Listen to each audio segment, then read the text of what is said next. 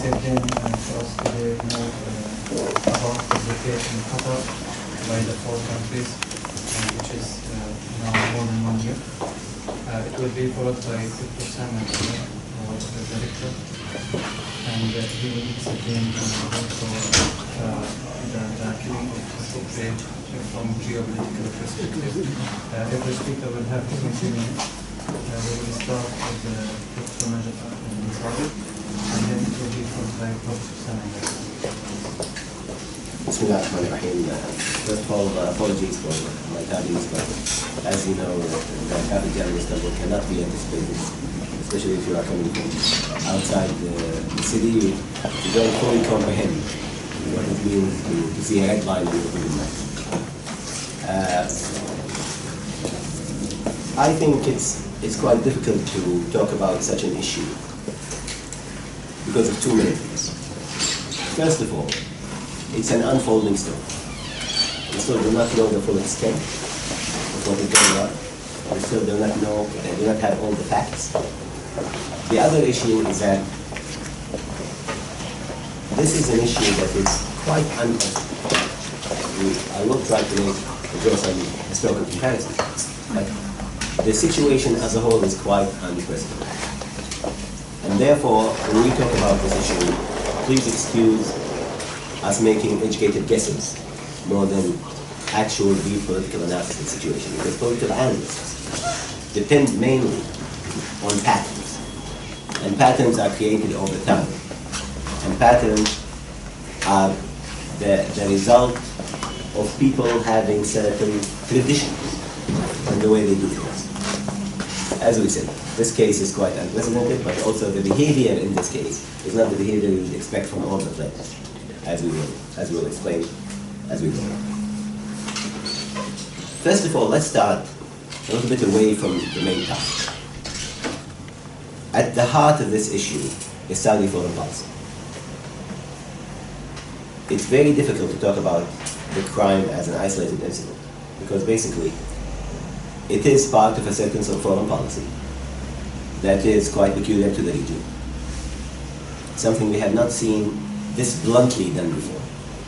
But it is not a singular incident. It's part of a pattern within Saudi foreign policy, which we need to understand before we try to understand the ramifications of such an event. There are, of course, always two main questions about any foreign policy. One, is it systematic? Meaning, is there a clear agenda, a clear foreign policy doctrine that guides what people do, what the country does, where and when? And the second question, is it reliable? Meaning, there could be a foreign policy doctrine, there could be a foreign policy manifesto, you could find it written somewhere, but then the actions of such state might not always reflect that doctrine of foreign policy that it does. When we talk about Saudi foreign policy, and I was just attending a closed session back home with a group of experts on Saudi relations, Saudi international relations. And there was quite a consensus that there's nothing as a Saudi foreign policy. Meaning, you cannot find a document that would say, this is what the foreign policy of Saudi Arabia is. And if you can find bits and pieces here, you'll find the reality doesn't reflect what is written in that document. You might hear Al-Jubair, for example, talk about Saudi foreign policy. You might hear Ibn Salman talking about Saudi foreign policy. You might have heard Saudi Faisal rahimahullah talking about Saudi foreign policy, but it's never systematic. It's never reliable. Then, as academics, we are prone to creating patterns, to identify them. Right? So, if we were to assume that there is no clear foreign policy for Saudi Arabia, then what governs, what patterns can be found, and what governs what they do internationally as a state? It is my belief, and I believe many people share that result, that Saudi foreign policy is some sort of survivor's attitude. You have to think of it in this way. Think of the grand Arab monarchies. right? The Iraqi monarch, the Egyptian monarch, the Syrian monarch. They've all been abolished somewhere or the other, and quite violently in most respects, right? The other Arab monarchies are either quite small or quite insignificant to the geopolitical situation. So you have the Jordanian case, you have Qatar, you have the United Arab Emirates and the other coastal Gulf states, and you have Morocco. But you can't compare these countries to the central position of Saudi Arabia within the Arab context. And therefore, it is very clear that since inception, Saudi Arabia was concerned with one main thing: survival. How can this monarchy that doesn't go great with the international situation, that is not relevant in its structure to how states have been developing for the past 3 or 4 decades, how can it sustain its existence, survive all this turbulence in the region and around the world, and maintain the House of Saud hold on power? Now, what does this mean? Let's take a deeper look at Saudi foreign policy. What is the biggest ally of Saudi Arabia? United States, right? It is very clear from that relationship, that special relationship between Riyadh and Washington, that is based on the idea of protection and survival. The reason behind the strength of that relationship is that it guarantees the survival of Saudi Arabia's regime. At the same time, it offers money, it offers political influence sometimes, it offers even religious significance sometimes to the Americans. So when the Americans want to fight terrorism, they go to the Saudis. They have them fight terrorism for them. They have them jail all dissidents, they have them combat political Islam in the region, they have them, counterpart Turkey, they have them counterpart Iran. Right. On the other side, Saudi Arabia understands that for it to survive, it cannot implode. It has to remain a player in the region.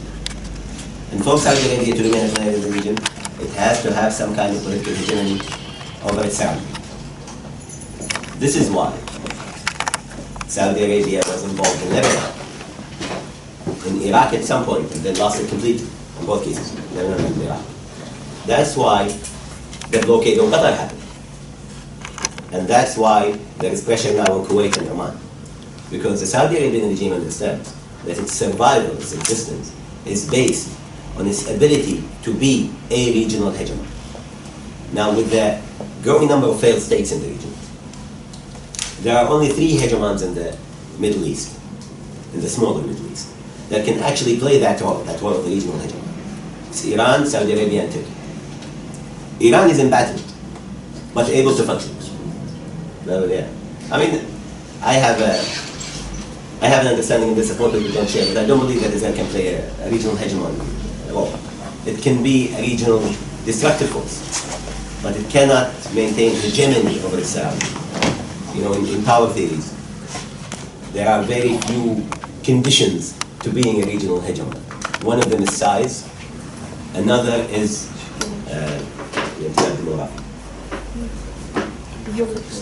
the demographic extension that you might have in your surroundings. So, for example, Turkey plays a regional hegemon because it has a Turkish world, right?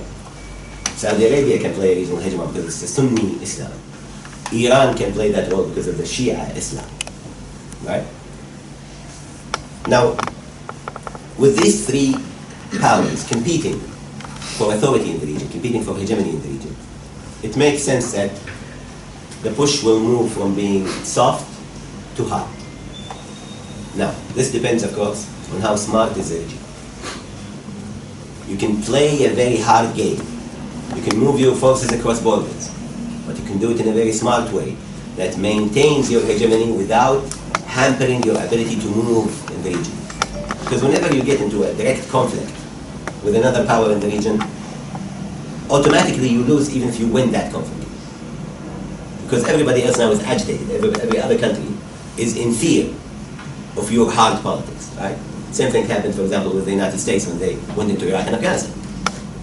They lost part of their international appeal because of these things. Now let's go back to the case at hand. Since Mohammed bin Salman came to power, we have three conclusions that I don't think people will contain. First is that this is not a person who wants to play by the rules.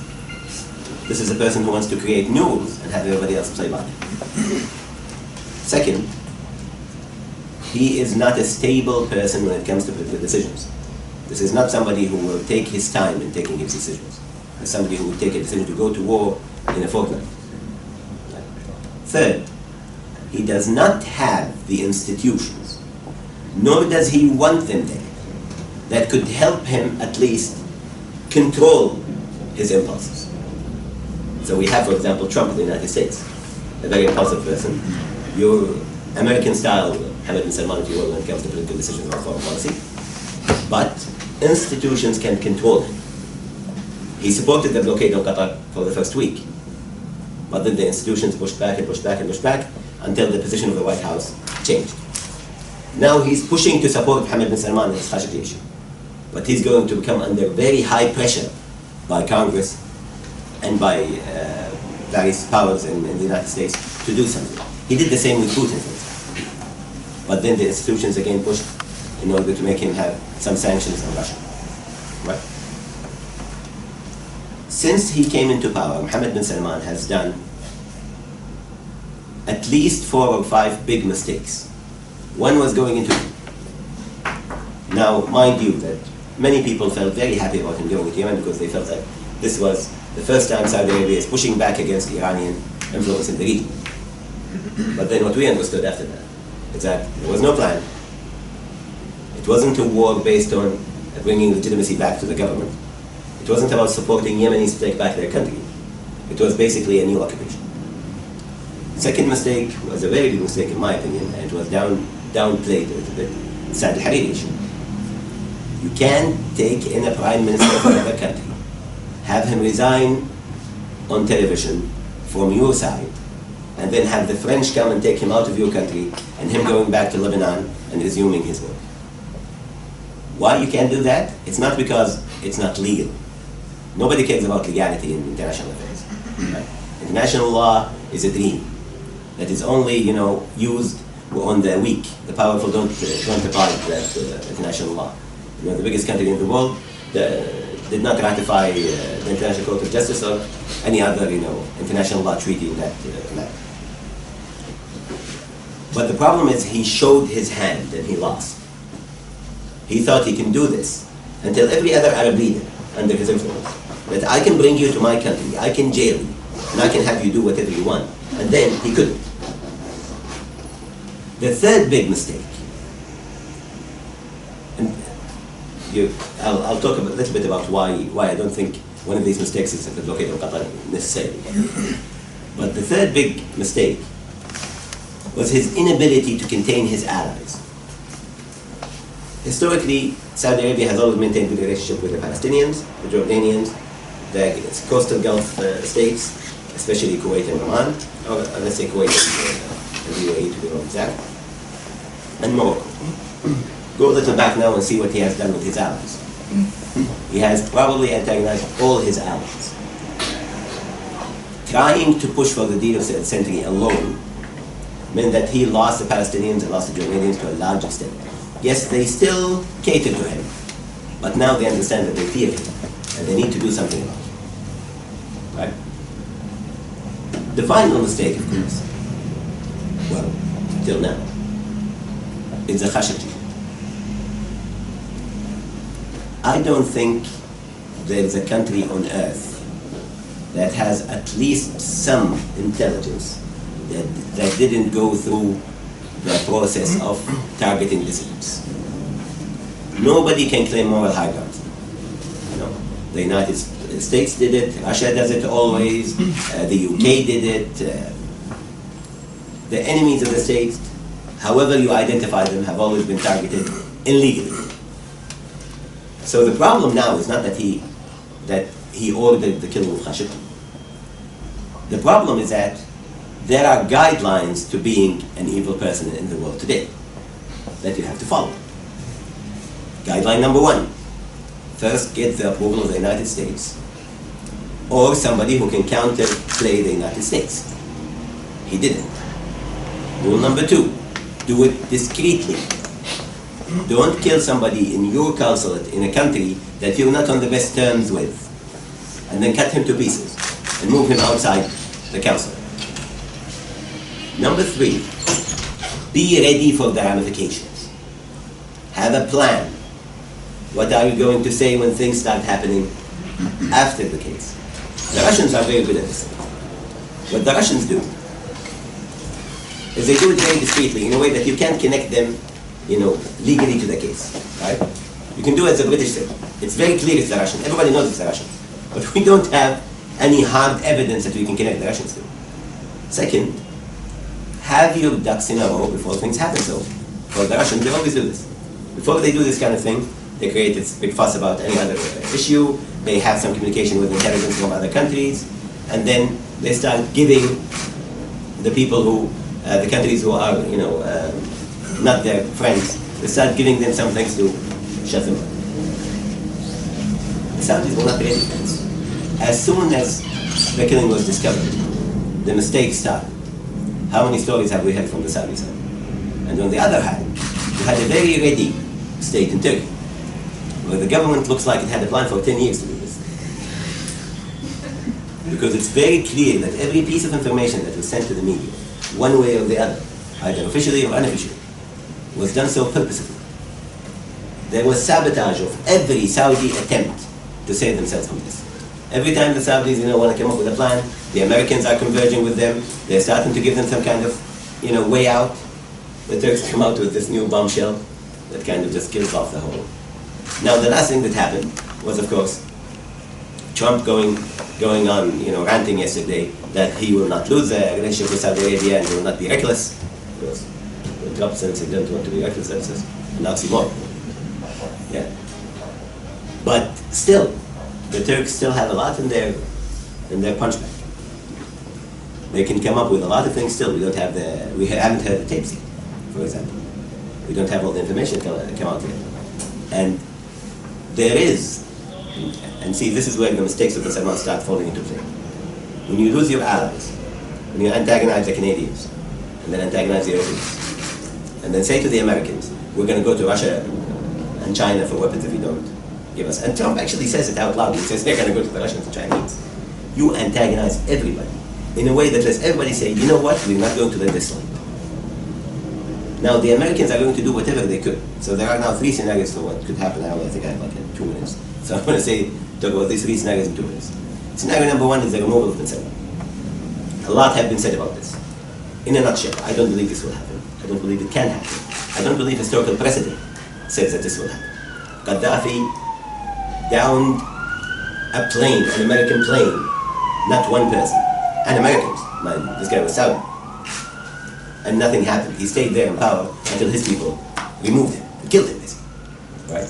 Bashar al-Assad is killing millions, and he's still there in power. These kind of incidents don't result usually in regime change, unless there's preconditions that could lead to regime change, and I don't think they exist at the moment. Second scenario is a besieged bin Salman. A besieged bin Salman is becoming a reality. But this would result in one of 2 scenarios. Either a besieged bin Salman and a besieged Saudi Arabia. So an imploding Saudi Arabia that would lose its influence a little bit in the region, and that means Turkey and Iran are going to start filling the gap. Or that you're going to have a deal struck between the Americans, the Saudis, and other players, like the Turks and the Europeans, which is, we'll keep the case away from bin Salman, but we need to deal with new people under. So you might find, for example, a change in foreign policy, and the foreign minister, for example, maybe an appointment of, what do you believe? No, exactly. What do you believe? Yeah, deputy crown prince, like it was before. Bin Salman, of course, was deputy crown prince.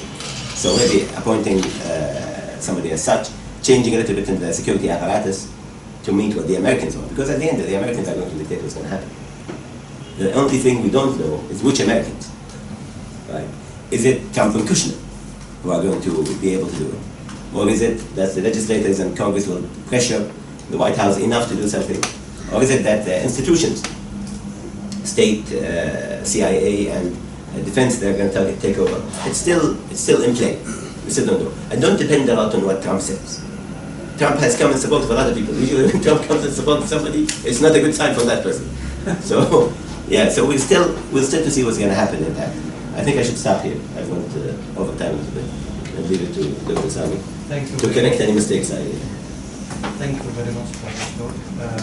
Last week we discussed John Marshall's book, The Great Delusion, and we discussed how usually the state or the international leader, they're supposed to be rational actors, and the behavior usually is systematic, but it seems to be not the case with Saudi Arabia, unfortunately. We will move to Professor Dr. Sami now. But before, I would like to welcome Professor Dr. Ahmed, the director of our university. Please go ahead.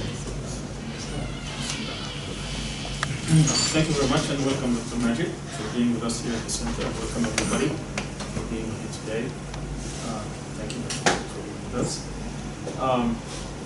Dr. Majed's presentation actually made it easy for me to start talking about the geopolitical aspect of this, because he gave the details about Saudi Arabia. And basically, what we're talking about when we talk about the players at the regional and international level is that this, at its heart, have been succession, play for succession, and that's what Mohammed bin Salman has been eyeing for the past 4 years, 3.5 years, since his father actually became king. And you can explain many of the steps that he had taken, whether at the regional level, whether internally, targeting dissidents, purging the potential rivals within the royal family, taking down some of the business people and the princes in order to get hands on their money and possessions and make them actually fear him, creating this state of fear within Saudi Arabia as well as regionally, aligning himself with Mohammed bin Zaim for a particular pivot towards Qatar and other people who would not play by his rules, as Dr. Majed said. But there is also a bigger picture. This is the Middle East, and as in any geopolitical analysis, we need to look at geography so that we understand exactly what's taking place at the time. As was said earlier, that we have certain countries who have the role of being potential hegemons or are hegemons. And here we're really talking about the regional aspect, not obviously beyond that. Egypt has lost that role for a long time, since at least the mid-70s. Turkey has been asserting itself, and certainly it's a big player on the scene. Iran, since the revolution, and particularly since the fall of Saddam Hussein, has become a potential, not a potential, but a real hegemon, at least within its environment. Saudi Arabia has always tried to do that, but they have not been able to actually assert any kind of, and I will show some statistics, any kind of real hegemony, even though it had a great influence because of its petrodollar throughout. There are other players. Obviously, I would not discount Israel, because Israel does assert, and I define hegemon as somebody who can actually dictate certain policies in the region, who can have a political influence and assert the political will at one point or another. And certainly Israel has been able to do that, not because of its own power, but because of the extension of its power from the United States. And throughout this region, the U.S. has been playing a role that has gone beyond, obviously, any other international player. And I will show some of the statistics that discuss that. Now, if you look at geography, as the U.S., we discussed that in an earlier lecture, they don't like to see hegemons, because that means they are challenging U.S. hegemony and U.S. power and influence. So what they do is they try to check them through what is called check and balance, or balancing, or whatever other term that is used in political science. The issue is to, in order to check that power, you have to engage them either in a hard way or a soft way. People like Saddam Hussein and others, they were met with in the hard way, meaning military action, and they were coupled.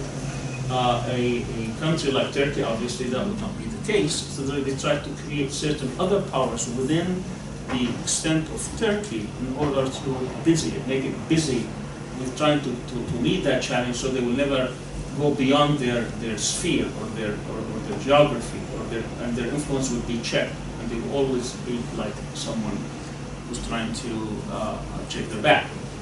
Similarly with Iran. Iran has been obviously on the move. It's an ideological state. It has its own objectives. It is beyond simply, I don't believe it's just about being Shia, or it's about being revolutionary, about a state that refuses to be dictated by the United States. They have actually a history with the United States since at least 1953, in which they are always suspicious of any kind of moves by the US. And therefore they have their own project, and at the heart of that project, they contend is the confrontation with Israel as an occupying power. That's why they have been, according to them, arming groups that have been confronting Israel, whether in Lebanon or in Palestine. Throughout Saudi Arabia, as Dr. Merton was saying, their main contention, their main objective is not an ideological objective. Their main objective is to survive, whether that through presenting themselves as the protectors of the two holy shrines, or whether they present themselves as the protector of the Sunni world, or to have any kind of legitimacy through religious or other means, or through bribing others because of their vast resources. Whatever it is, they try to maintain that, and you always had some sort of challenges, whether it was during the Nasser era that they were trying to push back, or whether when they had even in Yemen before in the 60s, when it went from being a sort of a royalty into a revolutionary and republic. So they always had that challenges, and they were always able to meet it in one way or another, but without a real project behind it. In other words, they just tried to extend that so that they could survive, and also play that role of being a destructive force, so that whoever is challenging their authority, they will try either to destroy them or bribe them or whatever way. At the heart of this, of course, is always the Palestinian issue. That is always in the background of every single conflict. And therefore, Saudi Arabia, in its attempt also to replace Egypt as being the most important Arab country, and for a while they embraced the Palestinian issue, but only from the parameters that would be acceptable to US policy, and it only happened after Oslo. Before Oslo, it wasn't really much of, except allowing the Palestinians certain resources so that they can say, or it can be said that they are supporting the Palestinian issue. But after that, they took center stage in the 2002 what's called Arab Peace Initiative, in which King Abdullah at the time tried to present what is called an Arab Peace Initiative, in which case obviously it would contradict totally with whatever the right in Israel thinks the final outcome or the final result of the Palestinian issue would be. So understanding this geopolitical aspects, this geography, these different dynamics that are taking place, you have two major countries who are vying for influence. You have one country that's trying to make itself major, but it lacks a real project. Iran has a project, Turkey has a project. Turkey has, especially for the past 20 years or so, since the new government has taken place, they have real vision of what they want to be, their role in the region, where they would like to go, and that role has been expanding. Now you can see them in Africa, you can see in Somalia, you can see in Sudan, you can see, in Syria, northern Syria, you can see many things that Turkey is taking place in North Africa also, in which it extends itself beyond its borders. It also goes into Central Asia with the history of being there, as well as in the Balkans and so on and so forth. So there is a sort of a project. These two projects that are represented by Turkey, because there is no Arab project, obviously, outside the Palestinian, so that's why you hear more about resistance groups. But Iran and Turkey then become threats to American hegemony. America has been the hegemon in the Middle East for a long time. most of the countries, most of the resources, basically are under American control. I will show you some statistics. Arms sales, 54% of U.S. Arms sales are in the Middle East. 54%. That's a lot of sales, and that's why you could see a lot of conflicts in this area. That's where most of the sales are coming. So it's lucrative for the military-industrial complex. That means, from U.S. standpoint, when they have potential hegemons for people, or countries, or personalities who challenge American hegemony, is to start creating enemies to these countries. So with Iran, obviously, they tried with Saddam, they tried many other dissident groups. They tried, in my view, Syria, from the American standpoint, is basically to draw Iran and to draw Hezbollah and those militias that are supporting Iran, so that they can have attrition, so that they can. And actually, that was told to me by one of the State Department officials about 5 years ago. So, as far as the U.S. is concerned, especially when Trump came, Trump made the decision. Before that, the strategists in the U.S., they said, and that was written in an article by a geopolitical strategist. He says the U.S. after 9/11 had 3 options. One was to invade the Islamic world from Tanja to Jakarta, from Morocco to Indonesia, but that would have been very difficult. They couldn't even get past Iran. The second option was to withdraw from the area and just wash your hand of it. And of course, that's not even an option with everything that's going on in the world. But the U.S. wants to extend itself as being the most important hegemon in the world. The third option, he says, is what we usually do, which is we look at the enemy, we try to split them or have some kind of a, find out what the fault line is and split them into 2, ally ourselves with one, and fight the other until we defeat them, and then we go after them. Obviously, the 2 examples they usually use is that during the independent war, the independent revolutionary war of the U.S., they allied themselves with France against England at the time. And in World War II, they allied themselves with the Soviet Union against the Germans. After the Germans were defeated, they went back after the Soviet Union to the decades to defeat them. He said, if you look at the map, what is the major fault line in the Muslim world? That is the Sunni-Shia divide. And therefore, he says, we have to make a choice whether we ally ourselves with the Shia against the Sunni or the Sunni against the Shia. He said that's the best way to defeat the Muslim world, and he said it plainly. He's not even trying to hide the words. He just said it plainly. He had his own option. Obviously, when Trump came to power, he defined his objectives in the Middle East as we're having 5 enemies, basically. And he didn't say it in that many words, but you can read it between the lines. Enemy number 1, it wasn't clear which one is number 1, which one is number 2. But basically, number 1, the Sunni groups that have been challenging these regimes that have been allies to the United States, which we call the Arab Revolution or the Arab Spring, the regimes, in which obviously there was a huge setback in 2013 after the coup in Egypt. And whatever groups represent this phenomena, obviously, because they pose a great challenge to these regimes. And they basically, meaning that they can assert their own will and basically make their own decisions. And that's not good for the U.S. Its allies. Its allies were basically in the, the 2 regimes that really were afraid that this could actually topple in the future, were Saudi Arabia and the Arab Emirates. The second was Iran. The third was the militia groups or the resistance groups, whether they're in Palestine, northern Palestine, or in Lebanon. The fourth are the countries that could be potentially friendly to these. And under that came Turkey and Qatar and others that potentially could be Sudan, Morocco, Jordan, whatever the winds, however the winds are. And the fifth was basically the other NGOs that could be friendly, whether they are colleges, whether they are scholars, whether they are schools, whatever it is. So then, that means that as far as Trump is concerned, we need to confront Iran. We need to confront these regimes. So at the beginning of his administration, it was whether they're going to designate the Muslim Brotherhood as a terrorist organization. Obviously, there was some resistance because of the complications this would create. How are they going to confront Iran, whether through war or through and with all that, obviously, that was what was fanning all of this was Israel, because Israel, after the Arab Spring revolutions, they thought that this is an existential threat to Israel.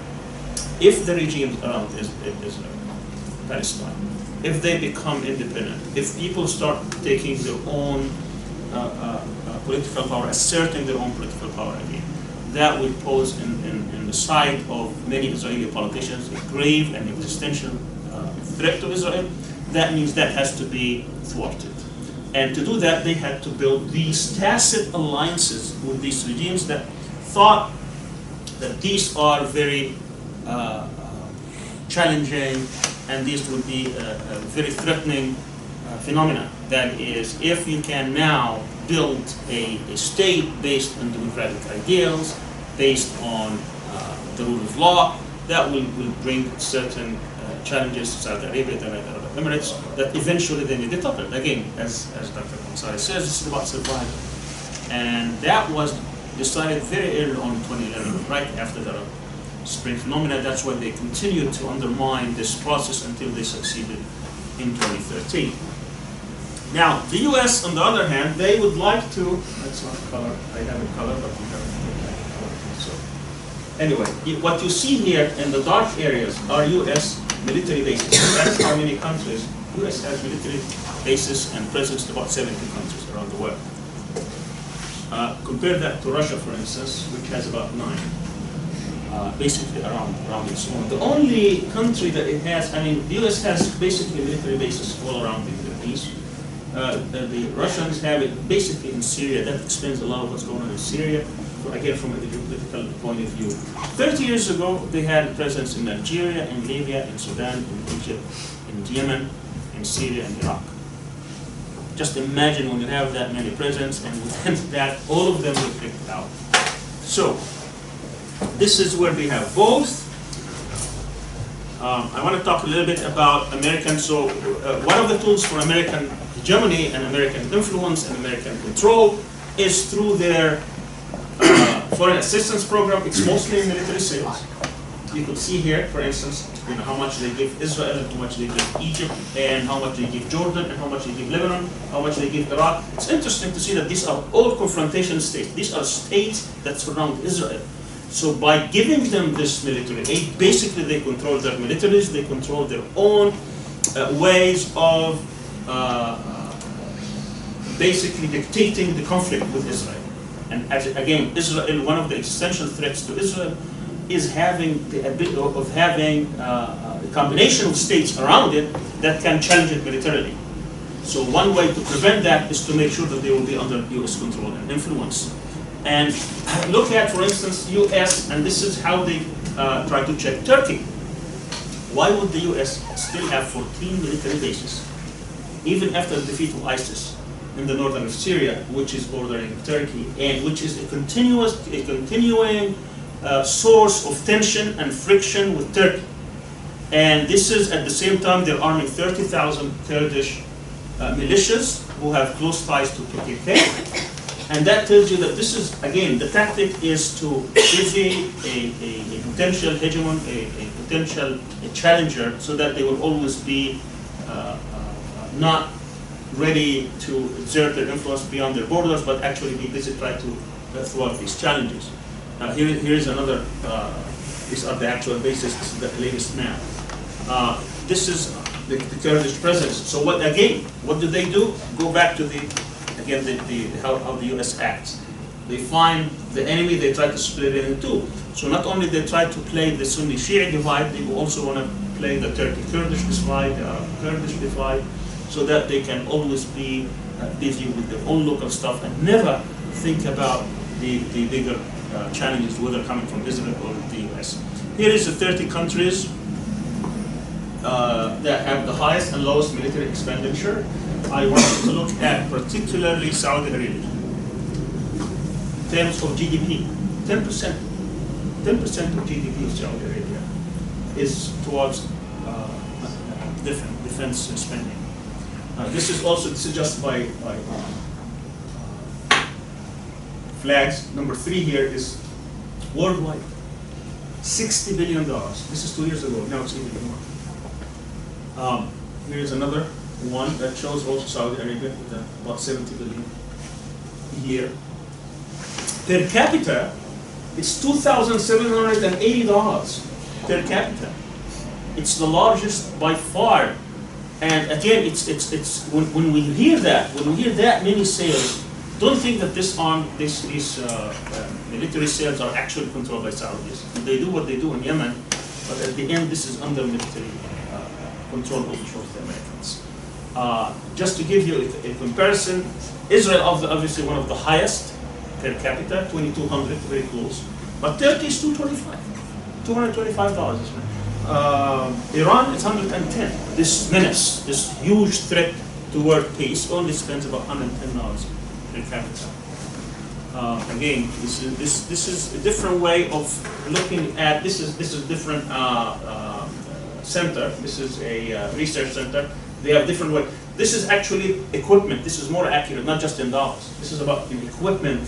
The different aircraft, they have a very unique way of quantifying the sales, and you could see that Saudi Arabia by far is the highest in the world, in addition to UAE. Last year, past 2 years, Saudi Arabia and the United Arab Emirates spent $120 billion with armament, 87 and 23.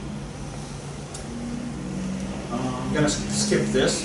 This is to compare because they always, yesterday he brought Iran into his statement, right? First of all, to pivot and to change the subject, so we bring Iran as being the most threatening country, destabilizing force in the world.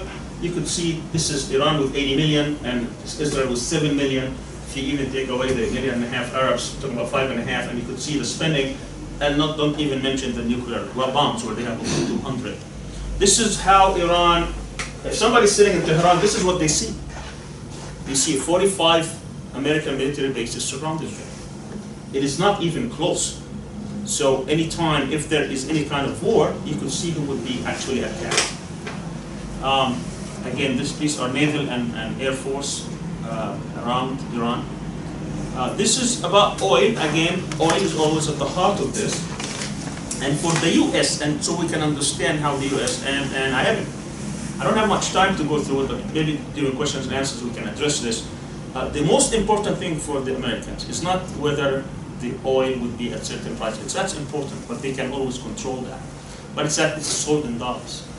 And the agreement between Saudi Arabia and the Americans is not that for protection you have access to oil, but for protection you sell it in dollars. That's why when Turkey now is trying to use some trade outside dollars and euros, and when there are certain aspects of selling things in local currencies, or when Saddam Hussein tried to change the rules, he was obviously attacked. This is very important for the Americans. Anybody who tried to change that would be very, very difficult. And indeed, Saudi Arabia would always be, as far as the Americans are concerned, the most important, although not necessarily reliable, because of this aspect. They are the biggest producers. So just to go over the U.S. objectives in the Middle East, protecting Israel and to have military superiority and to protect its legitimacy. Anybody who's tried to challenge that legitimacy would be targeted. That's why these different regimes or different groups, they will always be on U.S. enemies list, controlling the oil, especially currency and stability. There are military bases across the region, especially as far as Egypt is concerned, the Suez Canal and sea lanes. Weapons sales and markets, and I will show a little bit very quickly some of these numbers. Preventing any attempts towards unity, independence, power. Read Turkey, read Iran, read these different groups who are trying to assert their independence, their autonomy, their influence. Fighting political Islam, because political Islam has the potential of actually asserting people's power, or any ideology for that matter, like Arab nationalism, big nonsense. And obviously to have cultural hegemony and influence. Let me skip these. Just wanna. All right. So, anyway, so I know time. I just wanted to say a little bit about. He talked about the scenarios.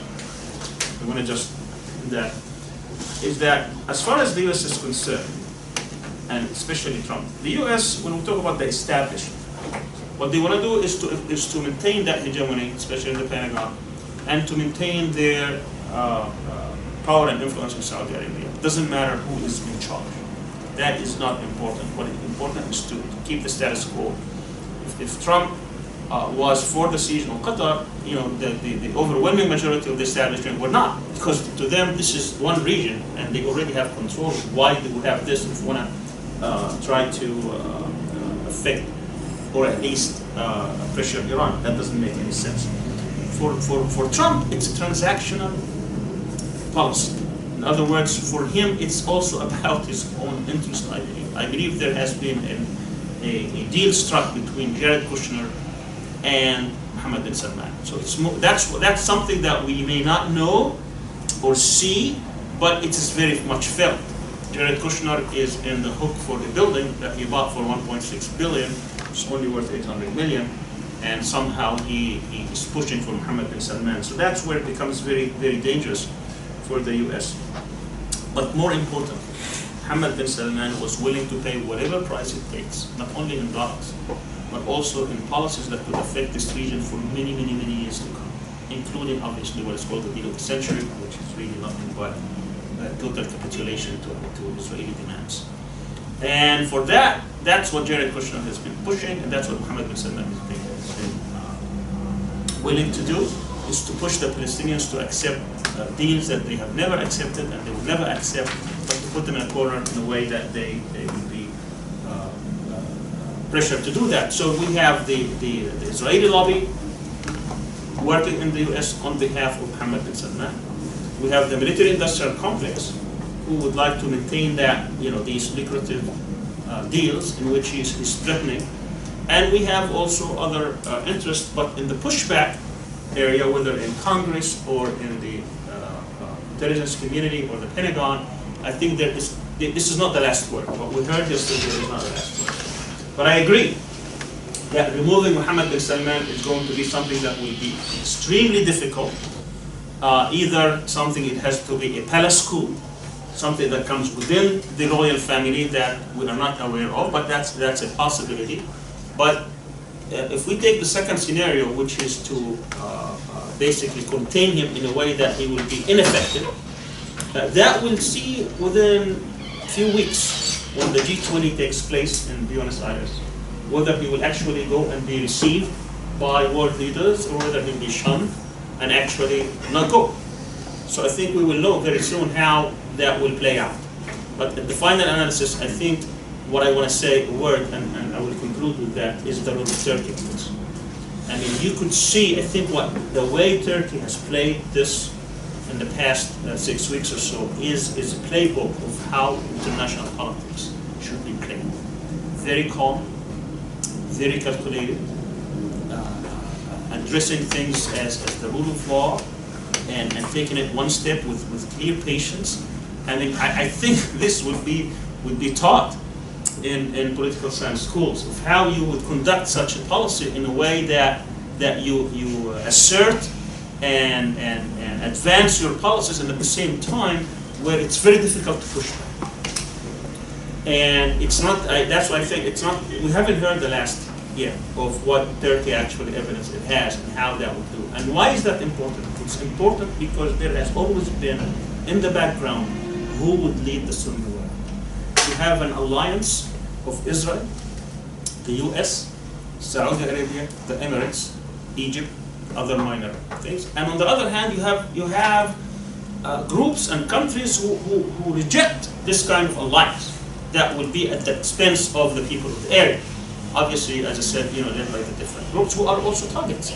So the way you would conduct this, because of the gap of the balance of power, is to do it in a way that will be very difficult to push back. And for that, I think there's a lot of lessons to be there. Thank you.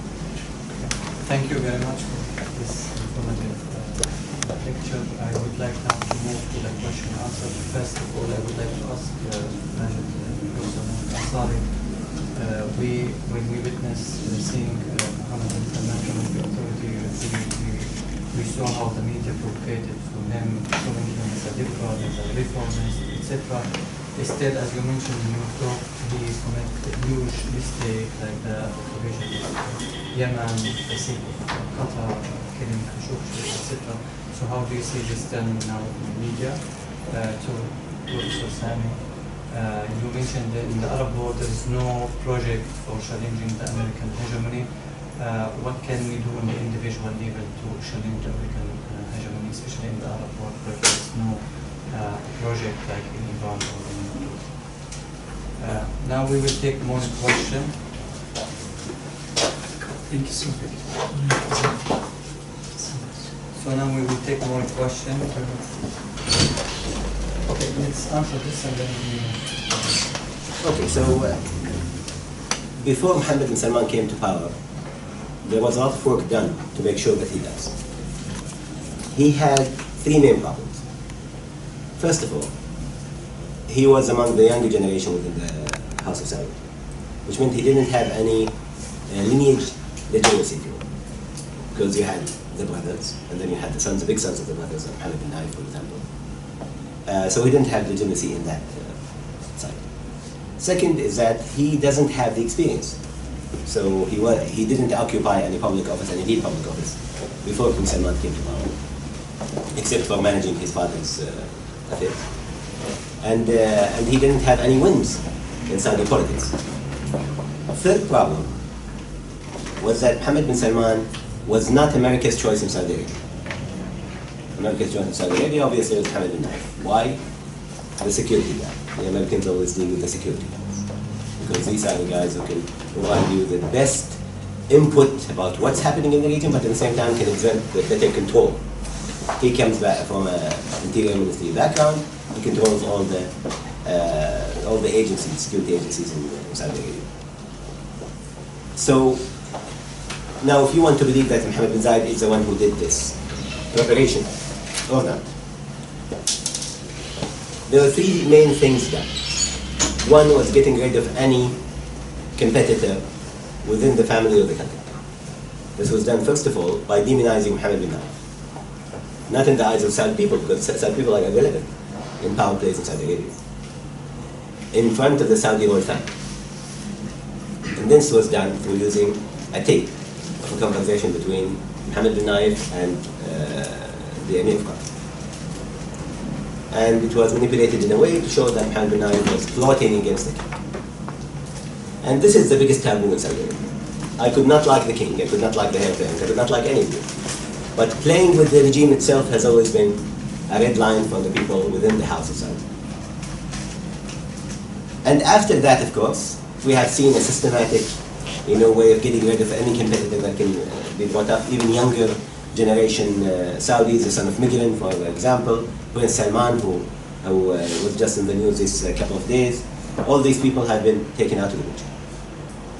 Second, was he needed to be shown internally and externally as a doer, as somebody who can accomplish, right?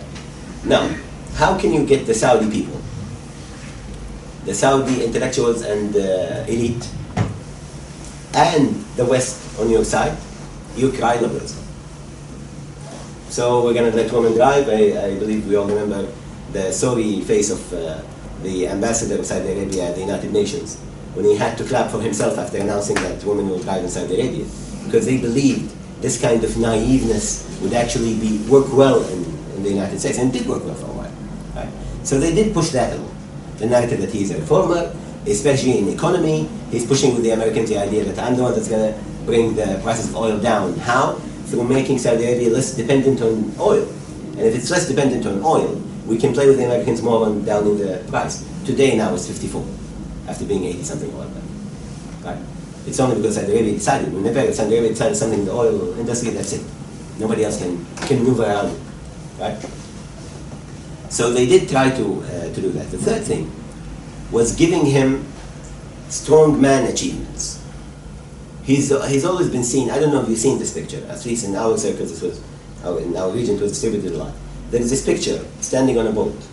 Many of the royal family in Saudi Arabia, well, of course more than 3,000 people, but yeah, I mean, in the picture there were maybe like 10 or 20, including, the sons of Abdul Aziz, the current king, the former heir apparent, Mohammed bin Naif. And you saw in that picture Mohammed bin Salman standing at the rear of that line to the left. to the right, so to the right of the people who are seeing the picture, right?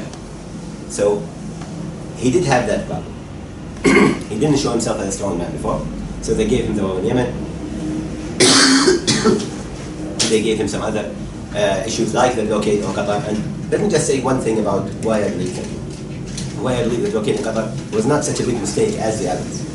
I know it's surprising when somebody who's a Qatari, but when you think of the survival instinct of Saudi Arabia, and you think of the existence of Trump in the White House, and you are a Saudi monarch, and you have a chance of getting rid of the Qataris in 1 week, why the hell would you not take it?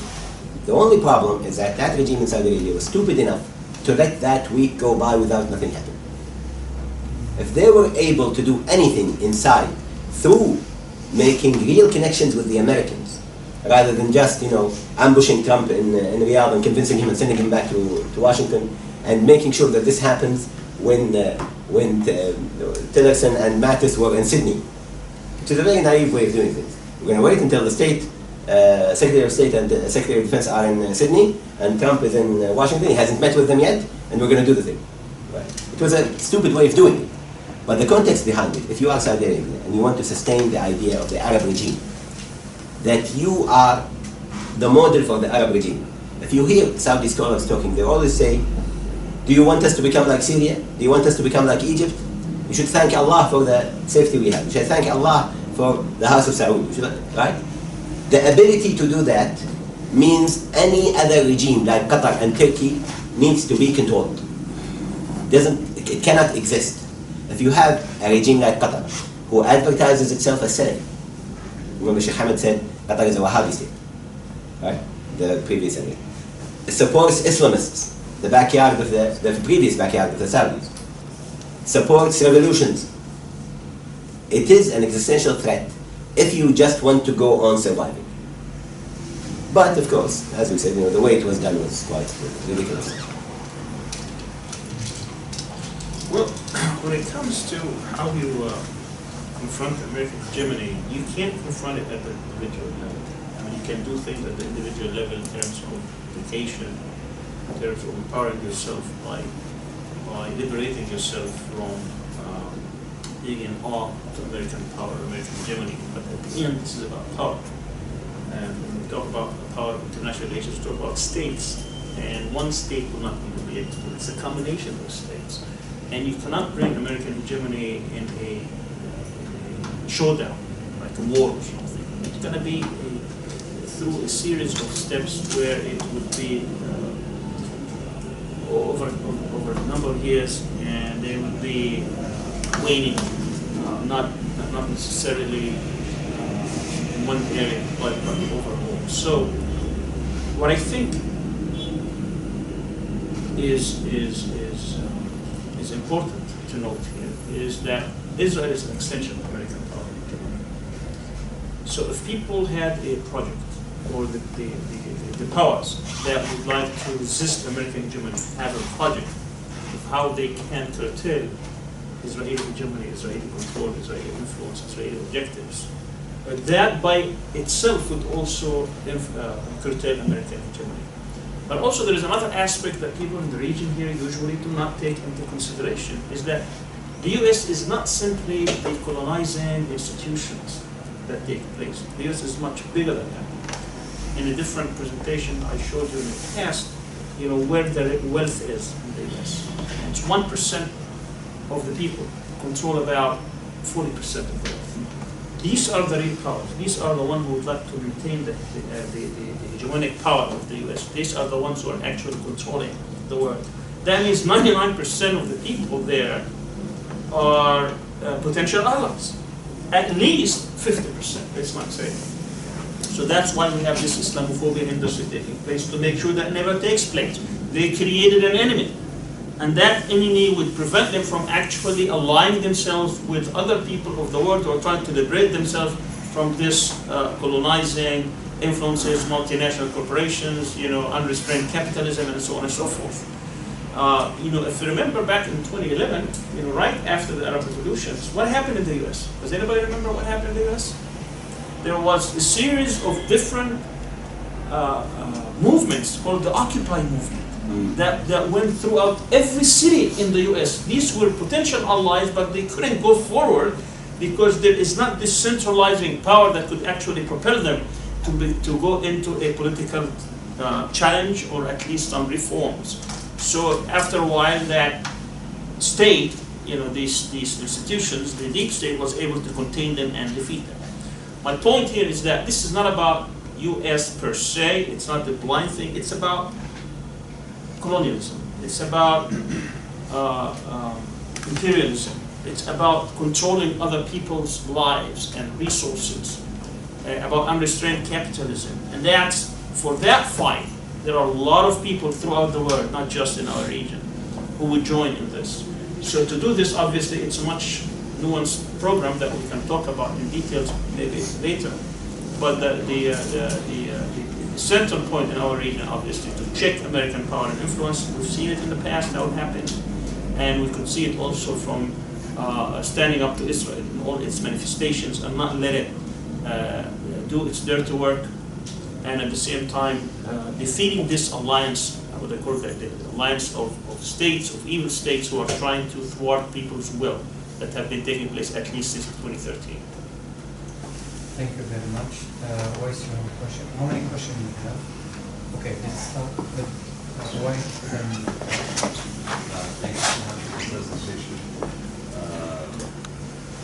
I had a couple of questions about the idea of Qatar and Turkey, cooperation with Qatar and Turkey vis-a-vis what we're thinking about or theorizing colonial powers in the region or imperial powers in the region. My question is, did the state of Qatar just wake up yesterday? I mean, like, what happened? I mean, where was all this energy, right? Is it just when you get blockaded you all of a sudden start to think in these grand terms? For instance, like, as far as I'm not a public consumer of mass media, so I find misinformed, informing things. But Qatar has been a quite comfortable player in quote-unquote imperial powers. I mean, it has done its bidding for a while.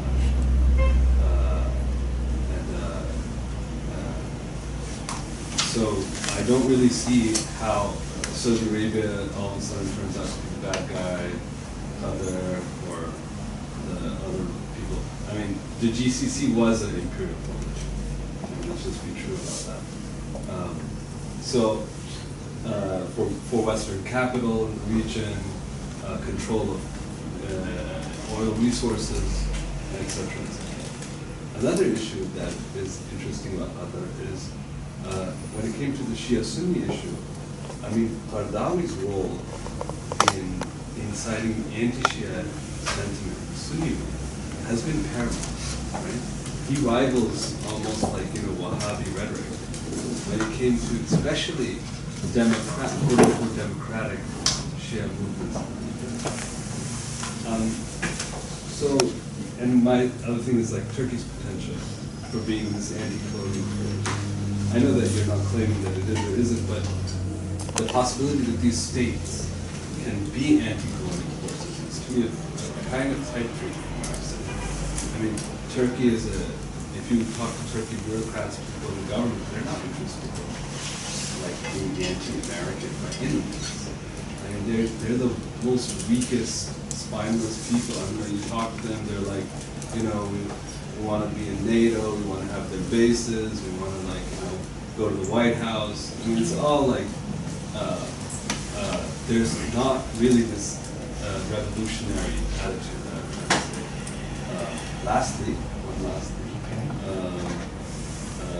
I'd like to hear your response on this. What is the potential of, like when we compare this regional virus to being anti-colonial or anti-imperial, doesn't it just stand out that Iran stands as the only one that walks the walk?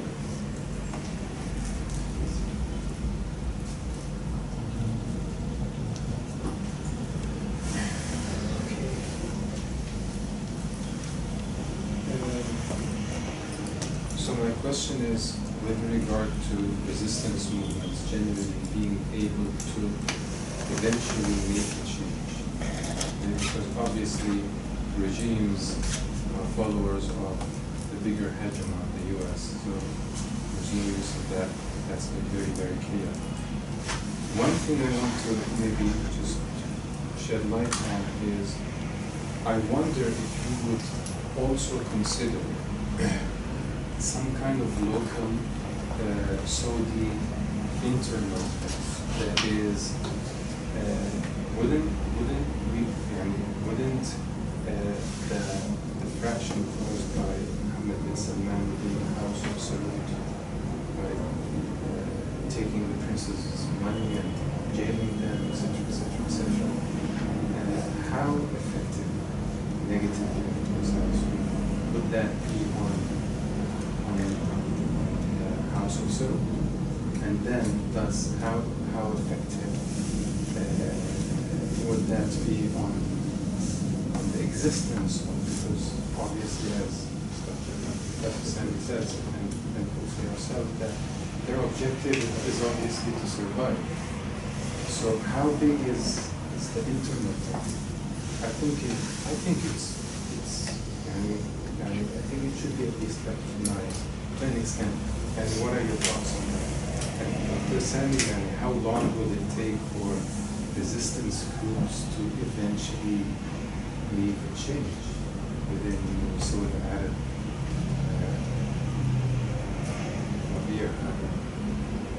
Arabian?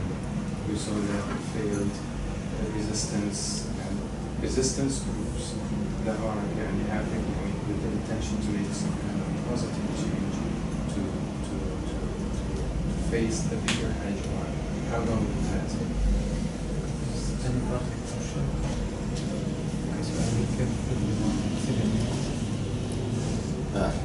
Okay.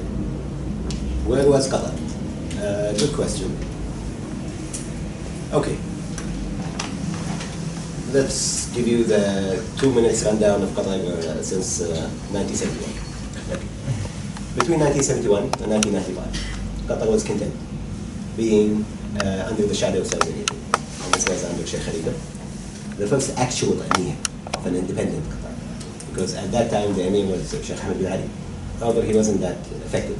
And Sheikh Khalifa, his head of state, was effective. Well, in a palace coup, he took over and became ruler of Qatar until 19. During that time, there were some skirmishes with the Saudis.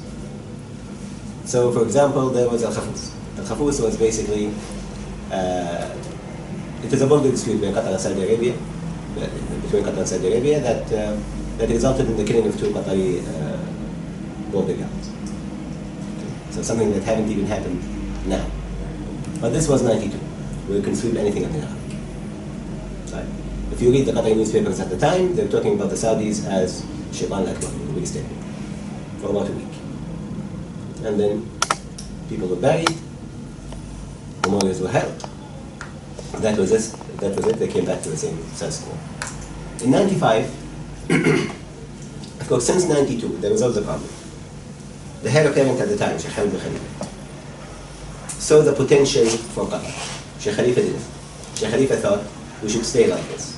Keep Qatar small, keep Qatar within its size, within its punching group. You don't need to go anywhere.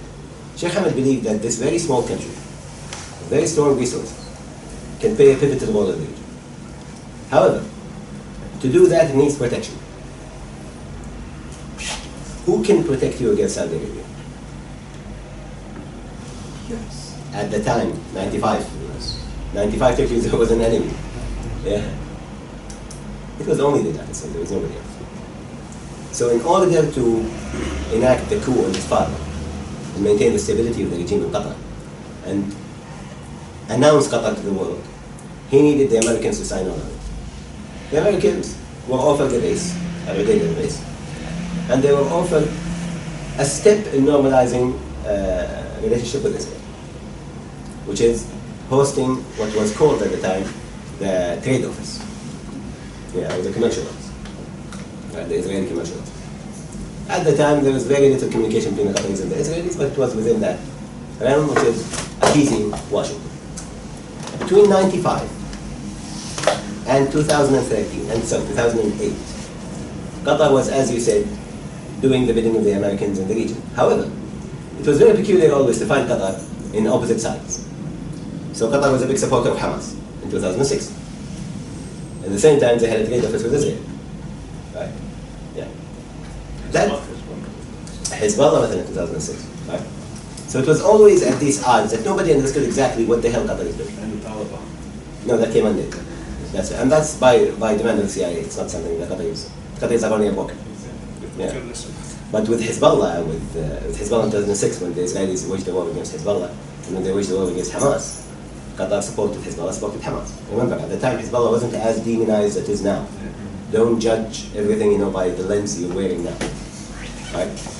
So, this was until 2008. In 2008, 2009, when the war happened on Gaza, 2009, Qatar changed gears completely, shifted gears completely.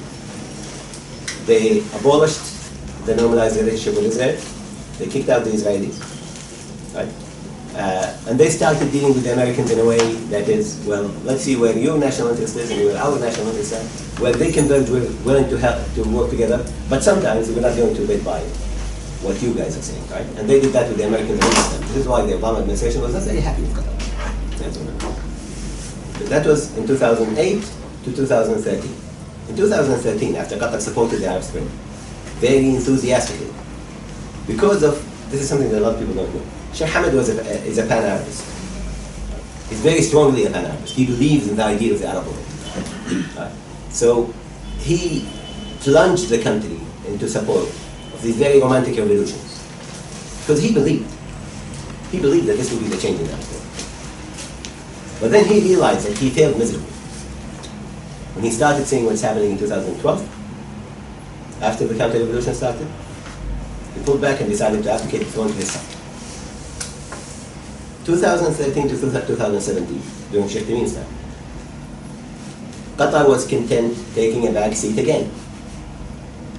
So Qatar stopped, working so enthusiastically behind revolutions.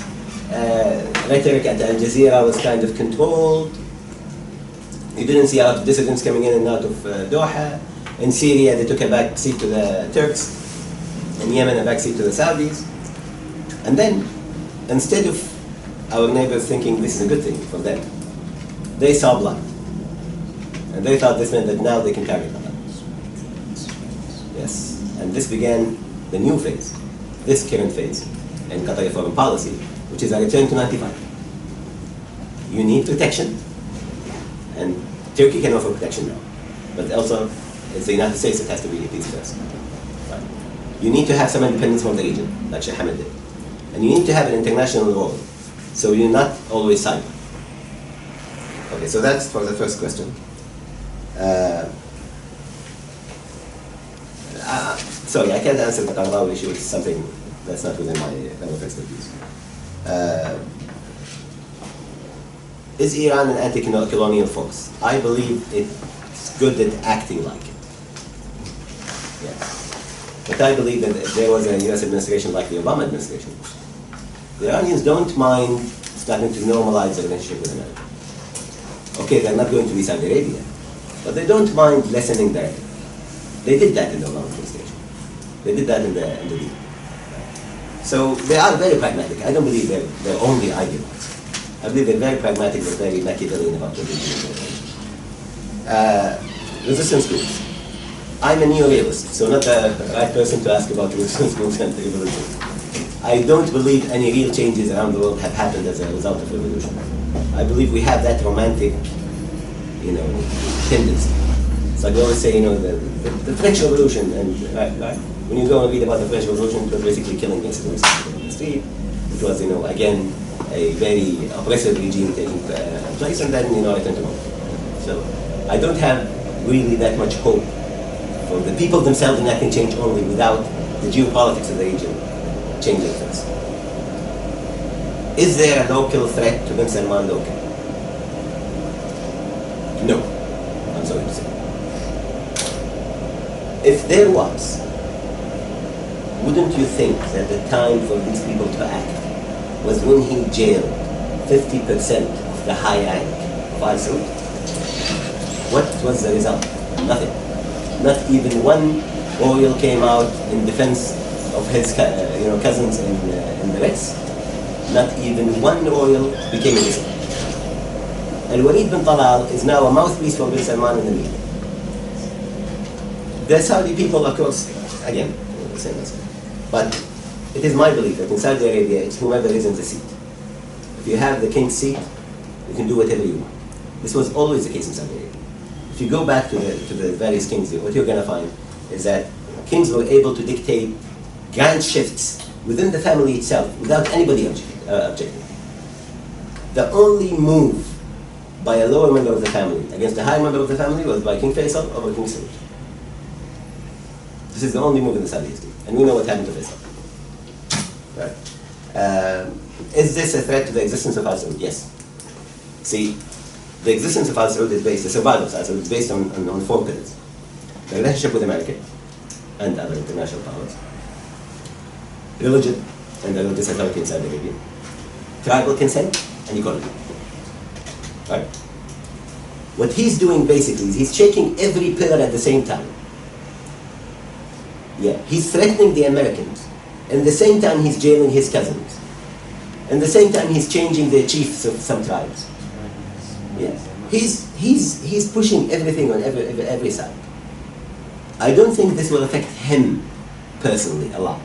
It might actually help him consolidate power for a while. But it will tear down the House of Saud piece by piece. I think we're seeing the last king of Saudi Arabia. The only way for us to see continuation in this lineage is for a real change that could result of Khashogi's method. A real change in his authority for chaos, or to enact chaos. And we can hope that. Thank you very much. We took 3.5 minutes from your time. That's okay. So maybe 3 or 3 minutes. I don't know how many people know democracy is an Arabic word. Yeah. You know that? Huh? You know that? Leave Gaddafi said this. No. Demo is diamond, always. Akrasi al kursi, always in the chair. Gaddafi said this in the Anyway, the question about Turkey and confronting imperialism and Iran, it's much more nuanced, much more sophisticated than what certain people profess. First of all, you need to assert independence, autonomy, feeling that you are in charge of your own decisions. Obviously, Turkey cannot go from 0 to 100, quickly. But we have seen that year by year. We can also go through different periods which we don't have time. I think we had a couple of presentations before that. Yes, Turkey is in the orbit of the Americans, but not as a compliant state like it used to be. That now there are a lot of friction between the U.S. especially and Turkey, especially on issues that are very, very, very critical to Turkey. The Kurdish issue, on obviously domestic, on the coal, domestic issues on the economy and others. So I don't expect Turkey to become a revolution in Iran. Obviously, it's different to different systems, to different visions of the world. But I see them that they are willing to stand up for certain issues to the United States, not to the point where they can actually challenge it the way Iran used to. We saw that very vividly in the Jerusalem issue. A lot of rhetoric, very little action. So you can tell that there are limits to what they can do. But eventually, that line, if you start, challenging them on one issue, and then you go in and you get the second issue, and you go in and the third issue, it's going to build up to the point where eventually, because there are so many things tied, and I don't think Turkish policymakers are willing to sacrifice whatever gains they have simply to win a point here and there. I think they are playing what is called the long game, the same way the Chinese are playing with the Americans. It's a very long game.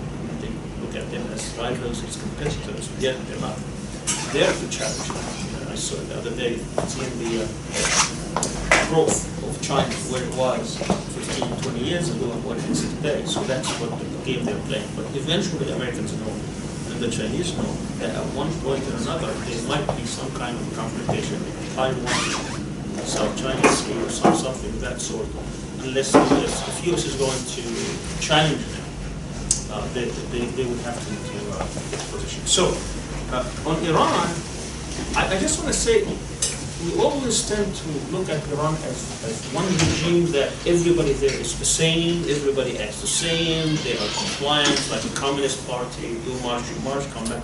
I don't think that's the case at all. I think even within Iran, there are many trends, and we know that. There are revolutionary trends who would like to always confront, always not accept, they were against the nuclear deal. And there was this debate, and it's actually a very lively debate and real debate. It's not a debate that is a fake one, it's a real one.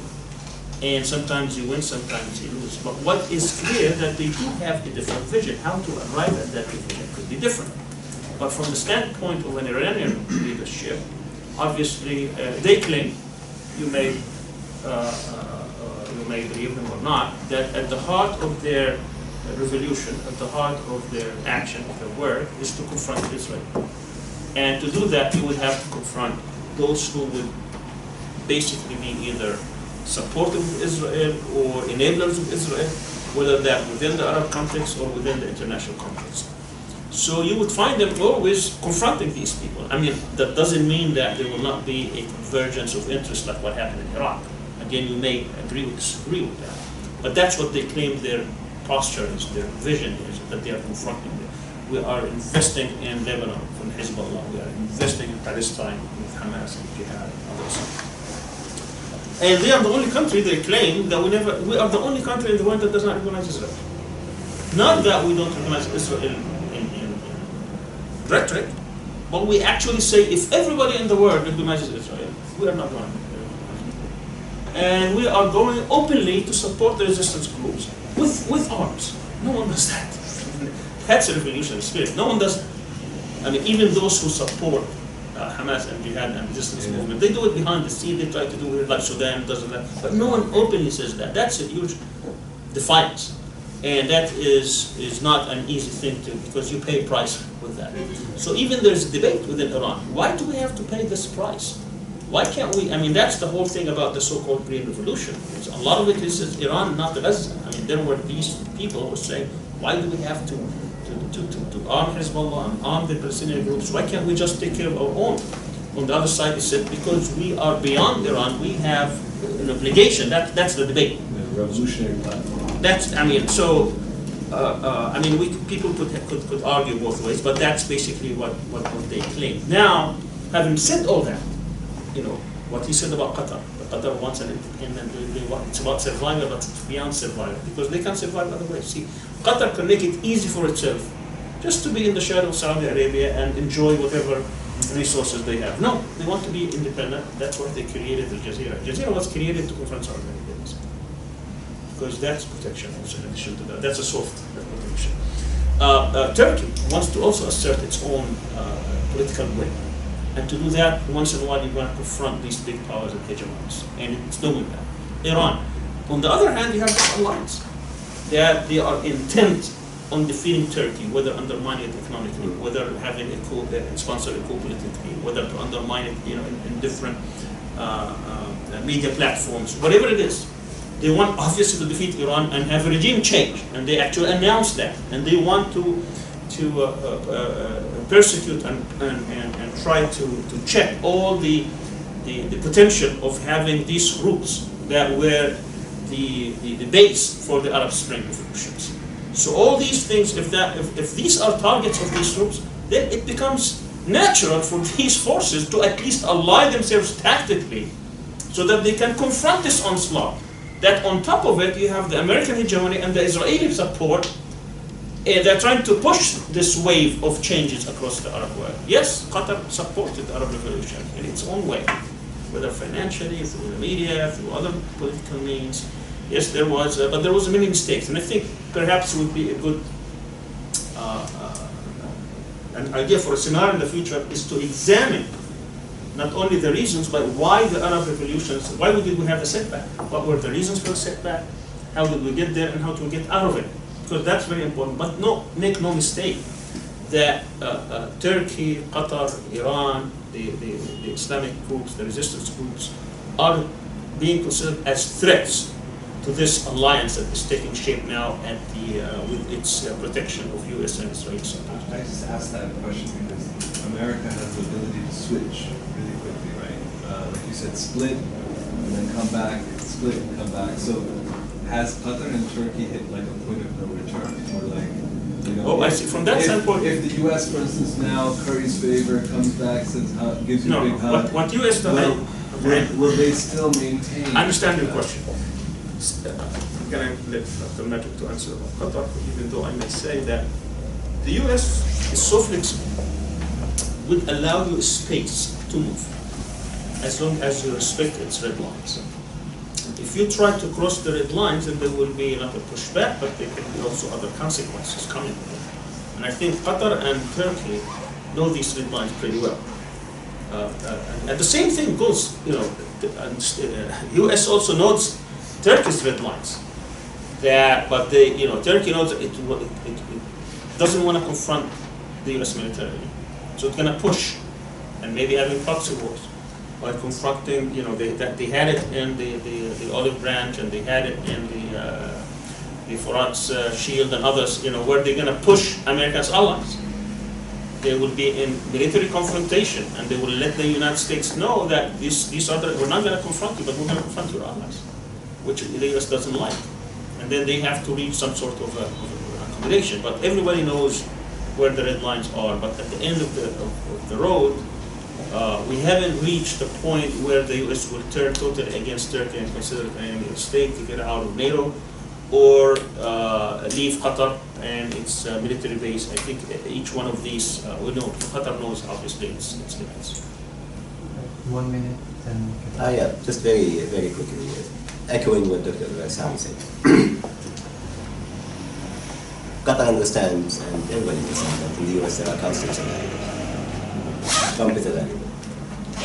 Strategic alliances, especially military alliances, is constant. You build on the constant, you just try to, appease the variables.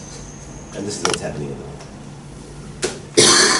Thank you very much. This was a very insightful discussion today. Thank you for the speaker, Dr. Majed Al-Ansari, Dr. Sami Arian. We would like to give a gift for our speaker, Professor Majed Al-Ansari.